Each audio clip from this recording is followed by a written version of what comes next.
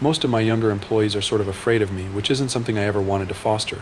It's just because of the wedding dress. They probably think I'm either secretly a ghost or a little nuts. I find that regrettable, because I'm a really nice person, and I deserve to have friends, for fuck's sake.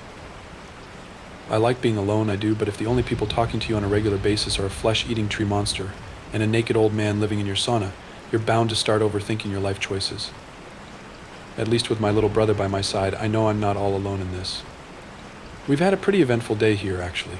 We spent the early hours traipsing around in the snow outside looking for more cameras, and we found 2. They were well hidden, and I would have probably never noticed them if we hadn't been searching for them specifically. They were mainly located in the deeper parts of the forest, but leaning towards the western edge, so we figured they had to have been put up by a guard assigned to that area. We have 3 people on staff for that route, and they're always rotating shifts. We called in a worker who was currently off the clock and didn't mind a few extra bucks to cover their section while we had them gathered in the main building for a little talk. The guards in question, IRA Tom and Clara, were sitting on my living room couch, all looking a bit worried. I tried to focus on their aura, but nothing seemed to be amiss at first glance. Cass was standing in the corner with his back against the wall, arms crossed in front of his chest. I gave him a nod, and he stepped forward, picking up the plastic bag on the floor beside him and proceeding to empty it on the ottoman. 3 trail cameras came clattering out.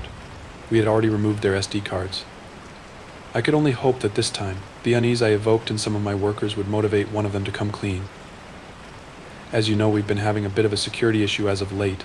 Seems like somebody's been trying to benefit from the woods financially, with surprisingly little regard for human life. I'm paying you guys to keep this place safe and hidden, and one of you has been doing the exact opposite. Clasping my hands, I made an effort to look like an authoritarian boss. You're gonna have to tell me who. Silence. None of the 3 seemed to be willing to look me in the eye, let alone answer my question. You people disgust me, Casimir spat out in an unnaturally deep and gruff voice. Oh dear God. You don't know what you're doing, he went on, sounding like the bad cop from a movie. People have died because of you, and yet here you are, pretending like nothing's wrong. What the hell was he doing? I tried motioning for him to shut up, but he didn't react. So what's it gonna be? Either you speak up and we talk this out, and maybe my sister will have mercy on you, or you keep quiet and all 3 of you will face the consequences. Fuck's sake, he was making it sound like a death threat. People are dead. Lives have been lost because of you.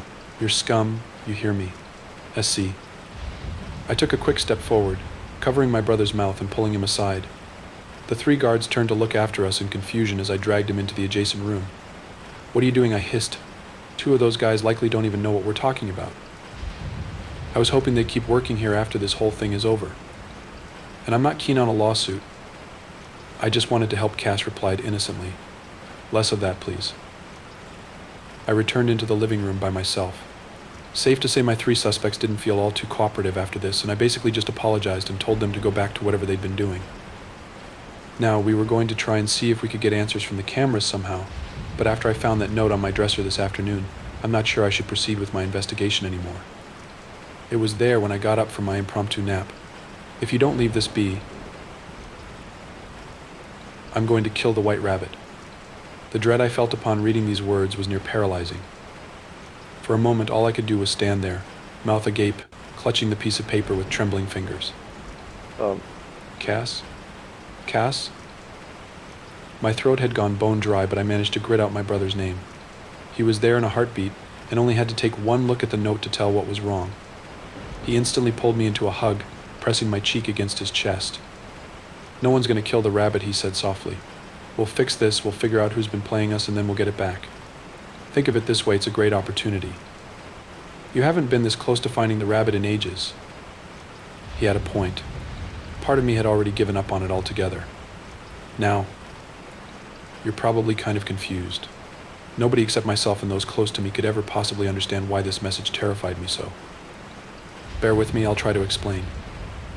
First, a couple things about the human soul. The soul is, contrary to popular belief, separated from our consciousness. At night, when we sleep, it sometimes leaves our body to roam free and wander around, most often in the shape of an animal or an insect.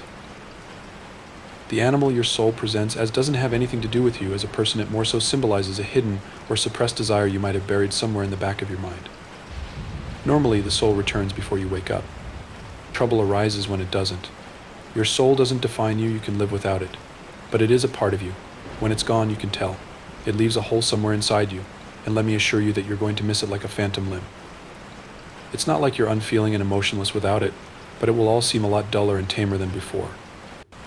You'll often find yourself feeling weirdly disconnected from your surroundings, your own body even, for the soul often acts as a bridge between your consciousness and your physical form. You'll still be able to feel grief and happiness, but it will never be the same as it was when your soul was still inside you. It will all feel indescribably surreal and just off. Something's always going to be missing, even outwardly. Your eyes will look rather lifeless to others. Now, there can be a lot of reasons your soul isn't coming back to you. Maybe it got lost on one of its journeys. Maybe it's just tired of your shit. Or maybe something happened to it. When I was 16 going on 17, we acquired an unwanted house guest. Mom could tell it was a haunting from the very first time we heard the thumping down in the basement at night. She was sitting on my bed with me. We had been immersed in a game of cards just a moment ago. "Did you hear that?" I asked her. "Yes," she said quietly, her eyes darting around the room as she drew closer to me. "The doors are locked, right? You think someone's broken in?" "No way, not broken in." We listened closely, only to hear a dull clatter that sounded like items being knocked off a shelf. The noise was followed by a rhythmic banging, like somebody was bashing the end of a broomstick against the basement ceiling. Dad dropped in shortly after, asking if we had any idea what that ruckus was. My mother merely grinned. "Why, I guess it's some kind of ghost," giving me a short nod and pointing at the cards in my hand. She added, "Your turn, baby." "Anya, I'm not taking this shit. I want to sleep." "Go downstairs and deal with it," Dad told her sternly. No, Mom shook her head. "What?" "First off, don't speak to me like that in front of my daughter." "If this bothers you, take care of it yourself, you coward," Mom replied nonchalantly, raising a haughty brow at him. She had become great at getting under his skin over the last couple years. Dad made a face like a fish gasping for air. Without saying another word, he turned on his heel. We heard him slam the door to the master bedroom seconds later. Now he's pissed. Well, Mom smiled sweetly. "Where were we?" "Mom." Him. "Are you for real? There's a ghost downstairs. I'm scared now. I couldn't believe I had to explain this to her." "But there's no need for that. Like you said, it's downstairs. Not here." "Well, what if it comes upstairs? We'll worry about that when it happens." I lay wide awake that night. You'd think with everything I'd already seen up to that point, I would have lost some of my apprehensions, but I find that when it comes to the supernatural, it's only healthy to stay cautious. I still get the shivers even now when something goes bump in the night, and I wouldn't have it any other way. The noises in the basement didn't cease, and each one made me twitch and shudder. Somehow this was much worse than the door slamming you, old lad. It felt distinctly more disconcerting. The following day at the breakfast table, I was so puffed up and sleep-deprived that I couldn't swallow a single bite. I begged and pleaded with my mother to somehow take care of the problem, but all she had to offer were pointless words of reassurance. "That's the thing about poltergeists, honey. If you take them seriously, you're giving them what they want. Just don't let it get to you," she told me. The following night was even worse, though. The noises had moved up onto the ground floor, and whatever was causing them had absolutely wrecked our kitchen and living room. The trash can had been knocked over, books were lying on the floor beneath their shelf, plates and glasses had been shattered. On top of that, my younger siblings were now just as terrified as me, so Dad became a lot more insistent about it. Mom finally agreed to check out the goings-on, asking me if I wanted to stay up with her and wait for the ghost. I wouldn't be able to sleep anyways, so I figured I might as well. We prepared cleansing salt and sage which we would utilize to purify the room once the spirit would appear. My mother insisted that she was the one who'd deploy these defenses as I was too inexperienced. She squeezed herself into one of the kitchen cupboards. Short and slim as she was, she actually fit in entirely. I hid under the sofa, legs stretched out and belly pressed to the ground. We waited for what felt like an eternity, a giddy kind of excitement keeping us both awake. I was still just as afraid, but something about secretly expecting the haunting to happen was really thrilling. It did happen, and none too late. Around midnight was when the first pots and pans started clanging together. My heart rate quickened instantly, and I dug my teeth into my lower lip. The air in the room suddenly seemed to jitter as ragged breaths and an eerie wheezing sound rang out from the kitchen. My entire body tensed in fearful anticipation. I was filled with a nervous energy that made me feel like I was about to explode. Floorboards creaked as footsteps started moving towards the living room area. I had expected Mom to use her cleansing salt at this point, so I was a bit confused as to why she was letting the ghost proceed. I admittedly couldn't see very much from my hiding place, but I could tell it definitely wasn't my mother coming out of her spot. The steps sounded weird and wrong. Peeking out into the darkness, I could make out a pair of unnaturally thin legs moving about in the room. They were extremely unsettling to look at, all gnarled and bony.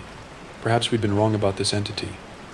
Granted, I'd never seen a poltergeist before, but this was a much more physical form than I'd imagined one to possess. The legs started dragging closer, and that's when I realized that they ended in big, pointy chicken claws instead of feet. This was definitely not a ghost. Cold sweat broke out on my forehead as my mind started racing with thoughts about what could have possibly found its way into our home.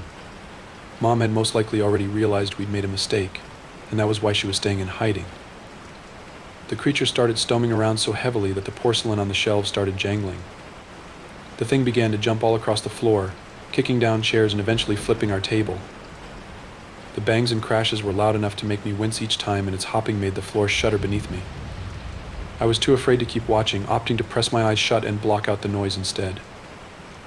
I really shouldn't have done that, for I didn't realize in time that the creature had moved behind my sofa. Before I knew it, I felt long fingers gripping my ankles.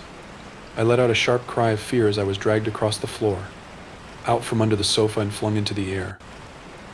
I landed painfully on my back, whimpering as I struggled to push myself back up, only to find myself facing a grotesque-looking entity. It was a hunchbacked, haggard old woman with a large chicken beak smack in the middle of her ghastly face. I cried out, but she was upon me within the blink of an eye, grabbing me by the collar and forcefully pulling me to my feet. Suddenly I heard a sharp scream of fury. My mother had come tumbling out of the cupboard and was now charging at the creature from the side, trying to pry her away from me. "Get your hands off my daughter, you dirty old crone," she yelled, reaching right up to the monster's eyes as if to gouge them out. The creature let go of me and staggered backwards. My mother rushed right to my side, wrapping both arms around me as she glared daggers at this bizarre-looking thing. For a few seconds, all was silent. "Get out of my house," Kikimora Mom said in a steely, low voice. The old woman let out something akin to a giggle, a high-pitched, uncanny sound that sent chills down my spine. Then, she disappeared, simply vanishing into thin air. My mother's chest was heaving. "This isn't over," she mumbled. It wasn't a threat. It was a statement. "You mean she's not going away?" I asked, worse. "Everyone, wake up," she shouted, raising her voice as she began stomping up the stairs. "Honey, get me a marker or something." My mother ordered us to draw crosses on the other sides of our pillows, then sent us back to sleep while staying up to guard the upper floor. I came to relieve her from duty an hour later, after I'd calmed down and taken a little power nap. So I asked as I helped her up from her seat by the staircase. "That's no poltergeist," Mom explained, rubbing her eyes. "It's a Kikimora, the domestic kind. Wants to drive people insane to chase them out of their houses. When she's in a really bad mood, she'll try to eat their souls." Mom had already explained the whole soul thing to me, so I knew to be frightened. "The crosses on our pillows, will they protect us?" "Yeah, don't worry. So long as you're asleep in bed, you'll be fine." I took her seat and started waiting. There hadn't been any noises since our face-to-face encounter earlier. Maybe the Kikimora was hiding somewhere, watching me. The thought alone sent chills down my spine. As the minutes seeped by, I was getting increasingly tired. It wasn't easy fending off sleep. I tried to recall the image of the creepy old chicken woman, and just when I thought my mind was finally occupied enough to stay clear, I heard a sharp scream and my eyes flew open. Wait, had I been dozing this entire time? I didn't have much time to ponder that, though. My little sister Julia was standing in the hallway, a plastic cup lying in a pool of milk at her feet. She was pointing at the window across from us, her mouth agape. My parents came running to check on us, and immediately Julia started to babble. The poor thing was scared out of her mind. There was this white rabbit, a ghost rabbit. It was just hopping along, and then this chicken woman came, and she tried to catch it. They were over there, and I was right here, but they didn't notice me. "A ghost rabbit," my father repeated. Mom had gone very pale. "Yeah," Julia went on. But the rabbit jumped out the window just in time. Right on through, like it was open. My mother slowly began walking over to me. "Honey, did you fall asleep?" she inquired. I didn't reply, merely stared up at her with wide eyes. Something's different. In the week that followed, we tried to chase away the Kikimora by hanging various charms around the house. She stopped bothering us eventually, but the ghost rabbit never returned. My mom kept telling me my soul would one day find its way back to me, but it's been so long since then. I actually started convincing myself that I'm all right, and most days I'm actually unaware of the disconnect. But even so, something is missing and I've always known it. Back to the present chaos and I have had a long talk, and we've decided that if there's a chance I could have my soul back, we need to take it. We need help, though, from someone who not only knows their way around the forest, but around souls and all that spiritual stuff. And to my great dismay, I know only one person who fits that scheme. Jacek of the Old Black Mill.